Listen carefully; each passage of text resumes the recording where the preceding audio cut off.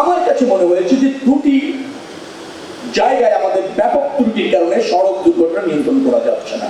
একটা হচ্ছে আনফিট জাম অথবা বাস অথবা গাড়ি যাই বলেন, আরেকটা হচ্ছে চালকের অদক্ষতা অযোগ্যতা।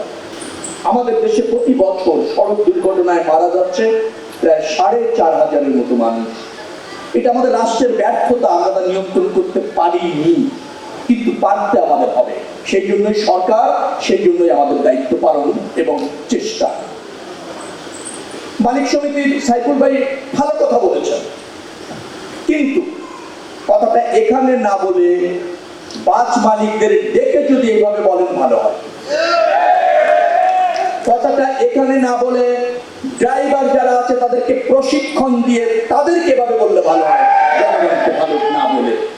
আমার বিশ্বাস সাইফুল ভাই, এখানে আরো একজনকে আমি দেখেছি, হুমায়ুন ভাই, তারা অত্যন্ত তাদের সেক্টরে ফাংশন করবে, এটা আমরা প্রত্যাশা করি। বাস মালিকরা আনফিট বাস, ত্রুটিযুক্ত বাস রাস্তায় আনবেন না, এটা আমরা দেখতে চাই। আমি ভরসা রাখি হিরন স্মার্ট ওয়াটার পিউরিফায়ারে। আমরা দেখতে চাই দক্ষ যোগ্য ড্রাইভারের হাতে আপনারা বাসটা তুলে দিয়েছেন, যেটা এখানে বলেছেন সেটা আমরা কার্যকরভাবে দেখতে চাই, আপনাদের সেক্টরে দেখতে চাই, জনগণের সামনে না। আমার কাছে মনে হয়েছে যে দুটি জায়গায় আমাদের ব্যাপক ত্রুটির কারণে সড়ক দুর্ঘটনা নিয়ন্ত্রণ করা যাচ্ছে না। একটা হচ্ছে আনফিট জাম অথবা বাস অথবা গাড়ি যাই বলেন, আরেকটা হচ্ছে চালকের অদক্ষতা অযোগ্যতা।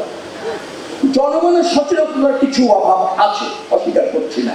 এই তিনটি জায়গাকে যদি আমরা ঢেলে সাজাতে পারি, হাইওয়ে, রোড এবং রেল, সেখানে ক্রসিং আছে, ইন্টারসেকশন আছে, সেখানে কিছু ওভারপাস, আন্ডারপাস আমরা যদি করতে জানি, ইউলুপগুলি যদি পর্যাপ্তভাবে করা যায়, আর জনগণ যদি সচেতন হয়ে রাস্তা পারাপার হয়, তবেই কেবল এটাকে নিয়ন্ত্রণে নিয়ে আসা সম্ভব।